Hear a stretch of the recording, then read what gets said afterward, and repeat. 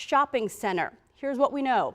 12 people are hurt. 2 of them are in critical condition. Among the injured, 4 children. However, firefighters do say those children had minor injuries. Let's go to the scene now, Chief where Willie the Parker fire Lone, chief Montgomery is County giving Police, us a briefing. Gaithersburg City Police Chief Mark Soroka, Patrick Lacefield, Montgomery County Department of Health and Human Services and the Sheltering Task Force, and Assistant Chief Mark Yamada, Montgomery County Police Department. Patrick Lacefield was a PIO. Patrick Campbell is the person who's behind me. We'll be back here at 5. Our next cycle will be 5 o'clock for our next update. Since we last talked, Washington Gas has shut off the gas to the buildings. You may have seen the work to my left. That gas has been isolated, and we no longer have a gas-fed or gas-supported fire in the building itself. There still is and will be for quite a period of time a smoldering fire in the building.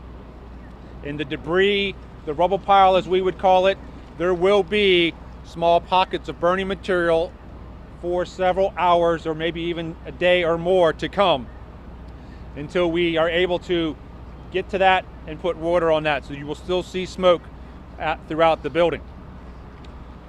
Victims information, no changes. No changes since we last talked. Okay. If you need me at the end, I will provide those specifics. The number of buildings remain the same: 824, 826, 828, and 830. One of the activities that Fire Rescue has engaged with since our 10:30 briefing is we have had fire rescue personnel go through, or they're still in the process of going through, all of the units in the 700 and 800 block of Quince Orchard Boulevard. All of the even number units, which would be on this side of the street behind us. They have gone through all of the common spaces in those units, and there is no active leaks, there is no active gas concerns in all of those buildings. The residents, when they come back to this complex tonight, and those that are able to reoccupy tonight, should feel safe that fire rescue personnel have gone through those units and have checked those units on all common areas. If there's any questions, any of those residents, immediately call 911. Fire rescue will be out to assist them. Updates in the last about 45 days, we have looked through the call information for this complex. As I answered a question earlier, there was no previous call today, and there was no previous calls in the preceding days here. There was one call back in late parts of September for a gas leak in 826. No other calls since September 22nd at 826. No other calls in 24 or 28. Operations currently on site. As I said, the gas has been shut off. Structural engineer has arrived. It's an update from our 10:30 version. They have and continue to assess the building and determine how the building can be addressed, meaning how it can be shored, how operations can go on around and inside of the building. Accountability of the occupants.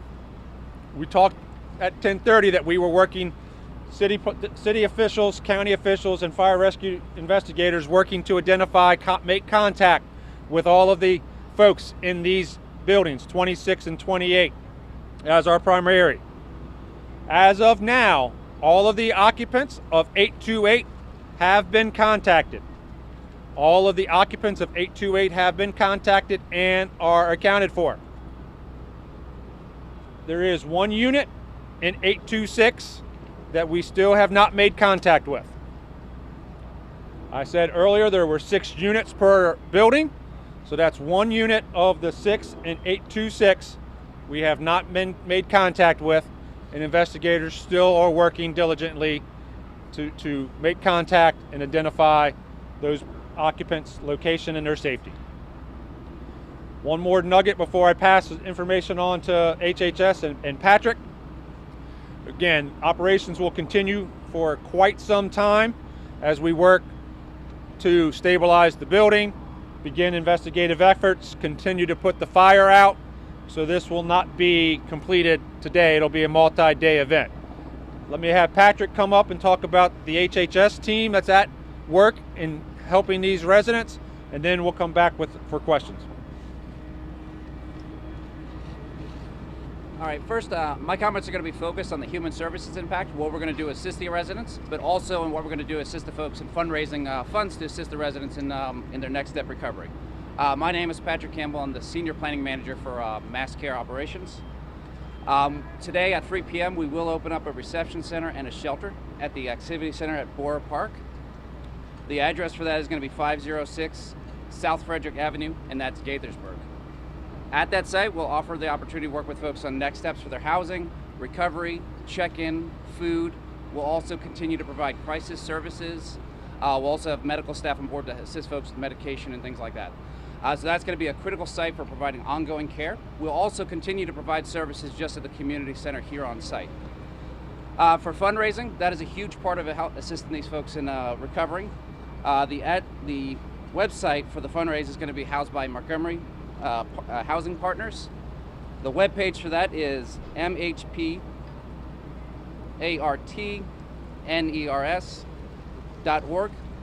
and then that's /Gaithersburg Fire /. Can you do that again? Yep.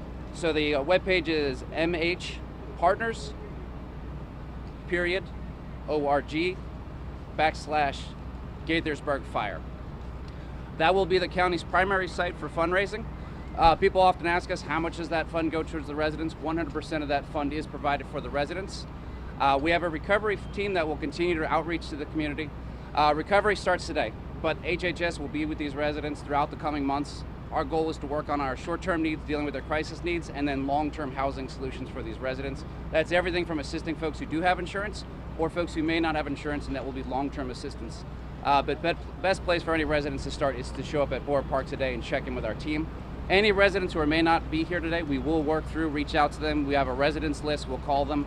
But HHS is here to support those residents in long-term recovery needs. Do you know how many are displaced at this point? At this point, I don't have a full count. We're in the middle of doing a screening because we want to make sure before we give out a number that we have an accurate number. And sometimes you may have family members visiting. You might have an extended family that's in tow, so we're just not 100% sure on the final number. And these are condos and rental units? Yeah, so it's very common. People do subletting some of their condo units. So there's going to be some rental units within here, some that are owned. So that's why sometimes I want to make sure our numbers are correct before we say a number. And sorry, the name of the center one more time. It's the Activity Center at Borough Park.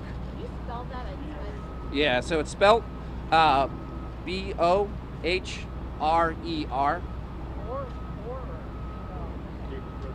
Yeah, and it's right next to Gaithersburg High School.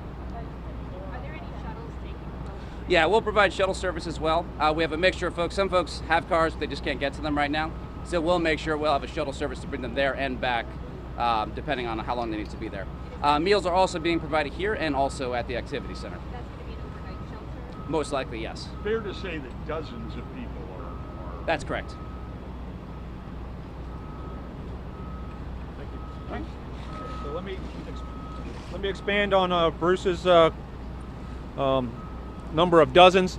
So remember, we talked about 4 buildings, 6 units per building. So that's 24 units with the potential occupancy using 2 to 3 persons per unit. We could be clearly at 50 to 75 people impacted because of the 4 buildings. We're still making an assessment on any of the other buildings in the complex, but again, that 24, 26, 28, and 30 will be displaced for the immediate term and maybe for a midterm or more. Chief, can I just ask you to clarify? Bear with me. I'm gonna start over here because I heard that, and then I'm gonna go my right to my left. This is just on the same line.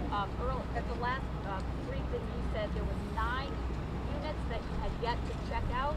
Today, you just said there was 1 building was everyone was accounted for, and then there's 1 unit in the other building. So of the 9, that hadn't been checked out previously. Is Right. there one remaining? Yep. So let me refresh what we said at 10:30. Yep.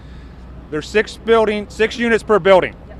Based upon the structural damage, all 6 units in 826 are damaged significantly as part of the explosion. The 3 units on the left portion of 828 are also impacted by the structural collapse and the explosion. That's how we get to 9 units, okay? The remaining units in 828 were searched by fire rescue personnel with confidence that there was nobody in any of the other units in 828.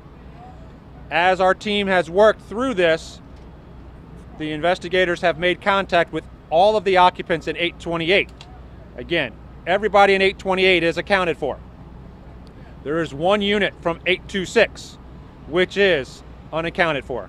Does that help and clarify that? So the other 5 have? All of the other 5 units in 826 are accounted for. Okay. Thank you for that. Thank you. Darcy? Okay, that's Montgomery County Fire Chief Scott Goldstein giving us an update there on that devastating explosion and fire that happened at the condo complex in Gaithersburg, Maryland. 12 people hurt, 2 of them in critical condition. We know 4 children were hurt as well, but they're going to be okay, physically at least. We do hear the updates. Washington Gas has successfully shut off gas to that condo building. It is still smoldering. Although the fire is not burning at the same rate it was hours ago, there are still small pockets of hot spots in the area.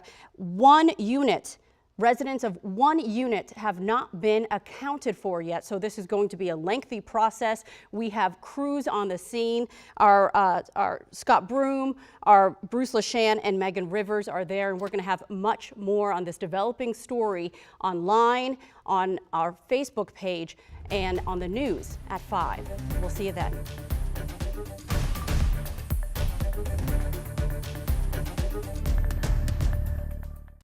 Older kids and healthy adults, RSV is just that really bad cold with that thick, goopy nose and pressure that you get every winter. It's really annoying, but it's not dangerous. But again, the same signs. If you're an adult and you're having Inside of the buildings, no work that I'm aware of. What about outside? Some of the witnesses told us about a 9-month baby that they held with his mother to left the building. Do you have any information about this baby? Okay, so so the question was, a resident talked about a nearly 1-year-old child that was assisted out of the building by other residents. I don't have any information about that resident, that person, and how they were rescued. There was a maintenance crew that used a ladder to assist somebody off the rear. I mentioned that already. And then there was another resident that reportedly jumped from a rear balcony and was assisted prior to fire department arrival by the maintenance crew or by residents on site. As I outlined earlier, of the patients transported, only 4 of them were children, and all 4 of those were in the mild to moderate category of injuries. So I hope that helps answer the information as we have it on this child's case. Chief, a couple questions. At this point, what do you think led to this? Don't have any information, Stephanie, as to what led to this explosion. It's too early to identify what, how, where, or why. And then in terms of the 1 unit that's still unaccounted for, any idea how many people were in there? No. As Patrick talked about, these are condos and maybe sublet condos. What we have from the maintenance office is 1 point of contact and name. That's what we're working with.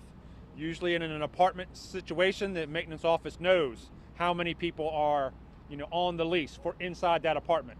We don't have that here, which makes a different approach. And there was also a complaint made, we talked about September, but we did talk to people who said that they called 911 from 4 weeks ago. What is the process? Are you hearing more about the process of how they're supposed to respond here? Fire response, maintenance department, the maintenance complex supposed to respond. Is there any more information on that? They say any more that they've responded following up to the September 27th call? So I'm going to ask you to repeat that, Stephanie, so I can capture it. So do you know any more about what the complex's response is supposed to be to that previous September 22nd call that you mentioned? No, I do not have any information as to what the complex's response was. We have pulled our information for the September 22nd incident, and we were reviewing that. And as I said, we will hopefully at our next session have more information on that. Right. I think you had a tie up to that. I know, look, you went through it at Summit 1030, and I know you can't say exactly what made this happen. But can you just describe again for us what you guys encountered, your guys and gals, your teams encountered when they got here, and the damage to the building? I mean, sure. This was a complete blowout, up, collapse, the whole shebang. So 911 calls were received, and I would use the word a deluge of 911 calls were received right at about that 8:40 a.m. time frame, reporting explosions here. Those calls included an explosion at the elementary school, the pool house, and apartment building. So all three of these different types of structures were included in the 911 caller's narrative as to what or where the incident was. When our crews arrived, we did find an apartment building, which is building 826, with clear signs of building explosion, building collapse, as well as significant fire in that building and also in the adjacent building, which was 828. In any type of these explosions, and some of you have been with us for the other events we've had, you do have a debris field. You do have, evidence in front and around the building, and that is indeed the case here. You see signs of the building, parts of the building, in the parking lot, in the lawn behind the building. As I said, the crews were faced with patients, residents needing to be treated, as well as an active fire, as well as an actively collapsing or further decaying building, and the need to search the remaining parts of the building. So that's a good summary of what we found when we arrived at just before 9 a.m. And natural gas is the suspicion at this point? Is natural gas the suspicion? No, natural gas is not a suspicion. What I identified is that there was a gas-fed fire present to us once we got here, and that we had to then control the gas to shut that fire, to turn that fire off.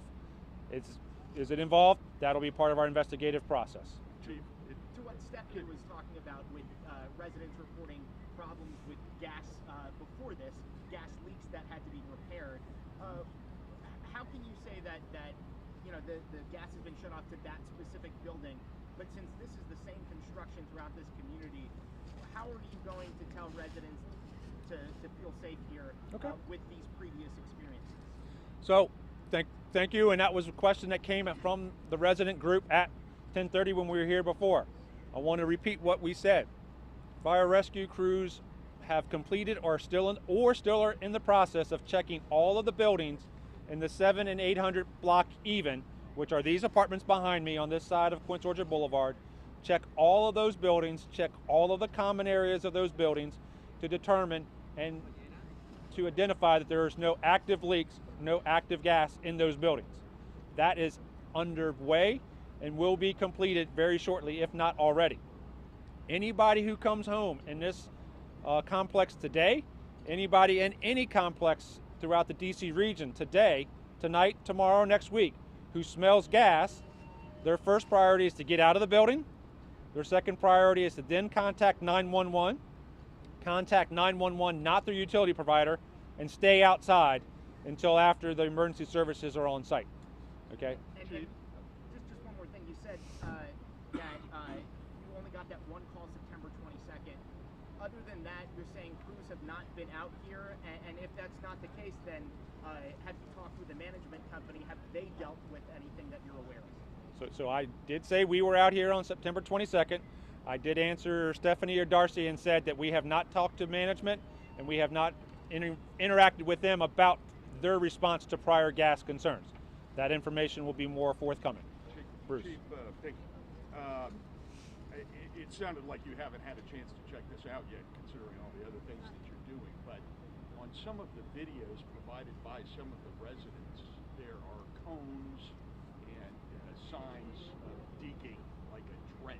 Okay. Are you aware of any of that, and can you speak to that at all? I can, and that question was over here, and I'm sorry we skipped over that question earlier. So there was work being done on the exterior of the rear of the building by a company. We are aware of that. We have talked to those folks. Those folks were witnesses, very helpful witnesses to the explosion itself. I believe they were involved with the rescues and the assistance of those people there. I will identify that there is no initial concern that that work is related to a leak or to this explosion. And I use the word initial concerns at this time, Bruce. It's still too early to be able to rule out or rule in circumstances, okay? I'm gonna ask this gentleman here and then I'll walk my way back around. I had so I know you don't have a lot of information. How do we follow up on this? And if there is something leading to a leak investigation, is there something that the people here can do to file a complaint, or who should we go to notify about this? So as it relates to a helping of this investigation, if you have information about this event or information about prior events here, please see one of the fire rescue or police personnel on the scene and we'll take your information for that. Should we go to the city at all? Bear with me. I'm talking about this event or prior leak events here. Please reach out to a fire rescue or police official here. Let me get a better answer for that broad question for the resident interaction between HHS and the police, and we'll make sure we provide that to you at their next briefing. Okay? Because yes, we are in the Gaithersburg city, and Gaithersburg city is very much involved in you know their city activities. Chief, what about the injuries to the kids? Smoke inhalation, any burns? No burn injuries were reported. No smoke inhalations. Nobody was taken to MedStar for smoke inhalation or burn injuries. I said they were taken to Montgomery County hospitals for mild to moderate injuries. Chief, can you just clarify when you mentioned 45 days earlier? So you went back 45 days and now one report, is that correct? So when I said 45 days, Darcy, that's an approximation to roughly whatever September 22nd is from now. So that may be just a little bit shy or more than that. But we went back a ways, and that was the only one we found, September 22nd, that dealt with 826 or anything else in that 800 block of Quince Orchard Boulevard. Okay? All right, I'm going to, Stephanie. Chief, what's different for you this time around with this seeing this explosion that we've been here a couple times? What's different for me? How is this different from some of the others? I don't believe there's anything different at this time. We've had different complexes. We've had different dynamics. We talked about this before. In this general region, the DC region, there's roughly a building explosion once a year throughout this region. Montgomery County, throughout my roughly 30 plus years, it's usually every 5 or 6 years we have a gas related or building explosion that's gas involved. But to say different between this one and Littonsville, nothing that I can think of at the moment. Do you have any concerns that the three major ones, Flower Branch, Littonsville, and now this one that we're reporting on, these have happened in working class communities that involve a lot of Black and brown residents, immigrants, people who sometimes don't have many means to start off with? Right. Do you have any concerns there? I don't have concerns about the incidents being in our equity impact areas. No. As you said, the members in these residential communities are challenged in some of their job as well as residential arrangements, and they are very much higher or deeply impacted by these events than they may be in other areas with different population base. One of the things that is extraordinarily strong about Montgomery County is how the county as a collaborative team comes to assist the residents with rehousing, with assistance processes. And that's because of the team of folks from nonprofits as well as county government that are here to assist these residents. Okay? So 5 o'clock, everybody, we'll be back, and thank you for your time.